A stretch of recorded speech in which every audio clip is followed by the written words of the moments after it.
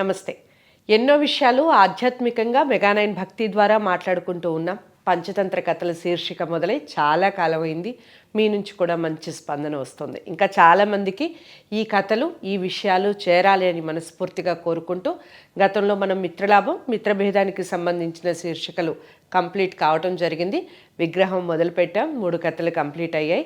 ఎన్నో విషయాలు మీ అందరూ ఎక్కడైనా కానీ, యూట్యూబ్లో కానీ, ఎక్కడ సెర్చ్ చేసినా కానీ మనకి గౌరీశంకర్ గారు కనిపిస్తూ ఉంటారు.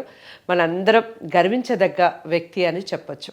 ఇక విగ్రహానికి సంబంధించి ఈరోజు ఏ కథ చెప్పబోతున్నారు, అందులో ఉన్న నీతి ఏమిటి, సార్ మాటల్లో విందాం. నమస్కారం సార్. నమస్కారం అండి. గౌరీశంకర్ సార్, చాలా చక్కటి కథలు మనం పంచతంత్ర కథల ద్వారా చెప్తూ ఉన్నాం. అందరి నుంచి మంచి ఆదరణ లభిస్తుంది. చిత్రపర్ణుడు అసలు ఎలాంటి కథ చెప్పి రాను అని ఒప్పించే ప్రయత్నం చేశాడా, లేదా ఒప్పుకోకుండా ముందుకు సాగారా? దానికి సంబంధించిన విషయం ఏమిటి చెప్పండి. అలాగే, తప్పకుండా. అదే మనం చిత్రపర్ణుడి దగ్గర ఈ దీర్ఘముఖుడు మధ్యలో జరుగుతున్న చర్చల్లో అదొక పెద్ద సమావేశం.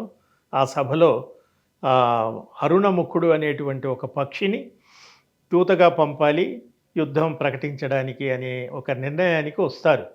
ఆ దూతగా పంపేటప్పుడు అతనితో కలిసి వెళ్ళు అని కొంతమంది అంటే, అతనితో కలిసి వెళ్ళటం వల్ల నష్టమే ఉంది తప్ప లాభం లేదు. దానికి నేను ఒక ఉదాహరణగా ఒక కథ చెబుతాను. మనం ఎంతటి స్నేహంగా ఉన్నా కూడా ఒక్కొక్కప్పుడు కొందరిని నమ్మడానికి వీల్లేదు. ఇదిగో ఈ హంస కాకి కథ వినండి అని అరుణముఖుడు అనేటువంటి పక్షి చెప్పిన కథ.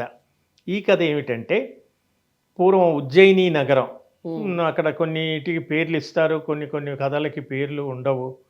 ఉజ్జయిని నగరం అని కథలో ఉంటుంది.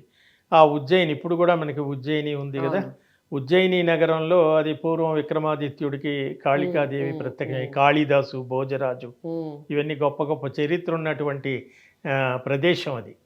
ఆ ఉజ్జయిని నగరంలో ఒక ప్రాంతంలో ఒక జువ్వి చెట్టు, మళ్ళీ రావి చెట్టు, జువ్వి చెట్టు, ఇలా రకరకాల చెట్లు పేర్లు వస్తాయి. ఆ జువ్వి చెట్టు పైన ఒక హంస, ఒక కాకి, రెండు నివసిస్తూ ఉండేవి. అయితే ఈ హంస కాకి ఒకే చోట నివసిస్తుండటం వల్ల ఈ హంసకి ఈ కాకి బుద్ధులు నచ్చేవి కావు. అంతే కదా, కాకి బుద్ధులు అది ఎప్పుడు ఏవో ఒక చిన్న చిన్న గొడవలు చేయటం, అంత ఏమంటారు, అంత మంచి లక్షణాలు దాంట్లో కనబడవు. హంసేమో పాపం చాలా బుద్ధిమంతురాలు, నీతి నిజాయితీ. కాకి కొంచెం దుడుకుతనం, తర్వాత ఈర్ష్య, అసూయ, ఇలాంటి కొన్ని గుణాలు ఉండేవి.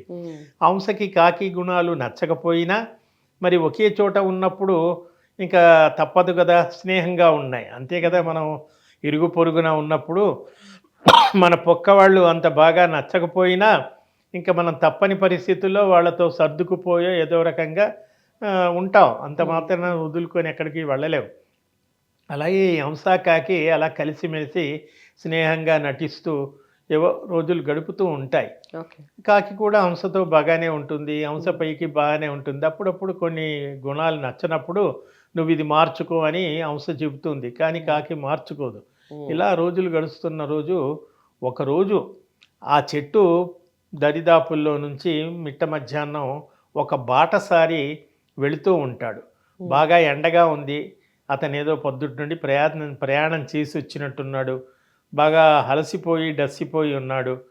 పెద్ద జువ్వి చెట్టు కాబట్టి మిట్ట మధ్యాహ్నం ఆ చెట్టు కింద కాసేపు విశ్రమిద్దామని చెప్పి ఆ చెట్టు కింద పడుకుంటాడు. పడుకున్నప్పుడు అతనికి పైనుంచి ఆ చెట్టు ఆకుల కొమ్మల సందులోంచి సన్నగా సూర్యకిరణాలు పడి అతని మొహం మీద ఎండపడి సరిగ్గా నిద్ర పట్టకుండా అటు ఇటు మసులుతూ ఉంటాడు. ఈ విషయాన్ని చెట్టు పైన ఉన్నటువంటి హంస గమనిస్తుంది.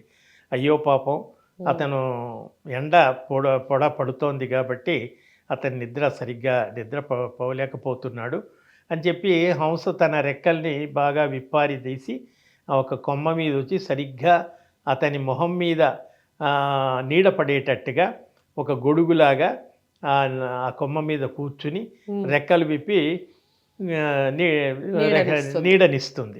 ఆ చల్లటి నీడ బాగా వచ్చేటప్పటికి చల్లటి గాలికి అతను బాగా అలసిపోయిన శరీరం బాగా నిద్ర పట్టేస్తుంది, సుఖంగా నిద్రపోతుంటాడు. ఉమ్, ఈ కాకి ఇది చూస్తుంది. ఇందాక మనం చెప్పుకున్నాం కదా, కాకి దగ్గర కొన్ని దుర్గుణాలున్నాయి ఆ, అని, ఓర్వలేనితనం. ఉమ్, ఆ బాటసారి అలా బాగా సుఖంగా నిద్రపోవటం దానికి నచ్చలేదు. ఉమ్. అందులో ఈ హంస వాడికి సహాయం అతనికి చేయడం సహాయం అస్సలు చేయడం నచ్చలేదు. కూడా నచ్చలేదు. ఉమ్, అలా ఉంటారు కొంతమంది, అవును. ఎదుటి వాళ్ళకి తాను సహాయపడుతుంటే వాళ్ళు చెయ్యరు, మరి ఎదుటి వాళ్ళని చెయ్యనివ్వరు. చేయనివ్వరు. అప్పుడు కాకి ఏం చేస్తుంది, నెమ్మదిగా వచ్చి మరో కొమ్మ మీది నుంచి వచ్చి అతని ముఖం పైన రెట్ట వేస్తుంది. అయ్యో రామ. ఉమ్, అది హంస గమనించదు. పెద్ద ఉమ్, చెట్టు, ఏదో ఒక కొమ్మ, ఏదో ఒక మూల, అది మొహం మీద పెట్టినా ఎక్కడి నుంచో వచ్చేసి మొహం మీద ఎక్కడో మొత్తానికి ఆ శరీరం మీద రెట్ట వేస్తుంది. ఉమ్, ఆ రెట్ట వేయగానే అతనికి మెలకు వస్తుంది. ఒక్కసారి కళ్ళు నిలిమి చూసి ఇలా పైన చూసేటప్పటికి కాకి రెట్ట వేసేసి రిబ్బన్ ఎక్కడికో ఎగిరిపోయి దాక్కుంది. ఉమ్, కానీ పాపం ఏమీ ఎరగని హంస ఇంకా అలాగే పాపం ఆ గొడుగు పట్టి నించుంది. ఉమ్. వెంటనే ఈ బాటసారి ఏం చేశాడు, పైన చూసి అయ్యయ్యో హంస రెట్ట వేసిందని చెప్పేసి తన బాణం తీసి హంసని గురిపెట్టి హంసని చంపేస్తాడు. అంటే ఏమిటి ఇక్కడ, చెడ్డవాళ్లతో చేరిన స్నేహం చేస్తే మనకి ప్రమాదం వస్తుంది. అవును. కాబట్టి అలాంటి వాళ్ళకి మనం దూరంగా ఉండాలి. ఉమ్, కాబట్టి ఈ దీర్ఘముఖుడు ఎలాంటి వాడో మనకు తెలియదు. మన ముందే రాజు గొప్పతనాలు చెప్పి మనల్ని తక్కువ చేసి మాట్లాడుతున్నాడు. అలాంటి వాడితో నేను దూతగా వెళితే నాకు ప్రమాదం, కాబట్టి నేను వెళ్ళను అని చెప్పేసి అరుణముఖుడు చెప్పిన కథ ఇది. ఓకే. అప్పుడు మిగతా వాళ్ళంతా కూడా సరే అని ఉమ్, ముందు దీర్ఘముఖుడిని పంపించి తర్వాత చిత్రముని పంపుదామని ఆలోచిస్తారు. రైట్. సో దుష్టులకి దూరంగా ఉండాలి అని కూడా మనం మాట్లాడుకుంటూ ఉంటాం చాలాసార్లు. ఈ మాట అయితే చాలాసార్లు చిన్నప్పటి నుంచి ప్రతి తల్లి తన పిల్లలకి చెప్పే మాటల్లో ఇదొక మాట, దుష్టులకి దూరంగా ఉండండి. దుష్టులు అని ఎలా తెలుస్తుంది అంటే, వాళ్ళకి మనకి కనెక్షన్ కరెక్ట్గా కుదరదు. ఇద్దరు స్నేహితులు ఉన్నారు అంటే ఖచ్చితంగా వాళ్ళ మనోభావాలు, చదువుకునే పిల్లలైతే ఖచ్చితంగా వాళ్ళు మంచిగా చదవటం, ఆ నేర్పరితనం కానివ్వండి, ఆ క్లెవర్నెస్ కానివ్వండి ఇంకొకళ్ళకి మ్యాచ్ అవుతూ ఉంటుంది. అయితేనే వాళ్ళిద్దరూ స్నేహితులు అవుతారు. లేదా వీళ్ళ దుడుకుతనం కానివ్వండి, వీళ్ళ చెడు లక్షణాలు కానివ్వండి ఉంటే మళ్ళీ అలాంటి వాళ్ళే స్నేహితులు అవుతారు. ఎక్కడో చోట కనెక్షన్ కరెక్ట్గా కుదరక ఇలా మంచి చెడు ఒక దగ్గర చేరితే చెడు వల్ల ఖచ్చితంగా మంచికి ప్రమాదం జరిగి తీరుతుంది. ఈ కథకి సారాంశం అదే. ఖచ్చితంగా పిల్లలకి ఇలాంటి కథలు చెప్పే ప్రయత్నం చేయండి. అందరూ కూడా అందరికీ షేర్ చేయండి, లైక్ చేసి ఛానల్ని సబ్స్క్రైబ్ చేసుకోవడం మర్చిపోకండి. మరో మంచి కథతో మళ్ళీ మీ ముందుంటాను. అంతవరకు సెలవు, నమస్తే.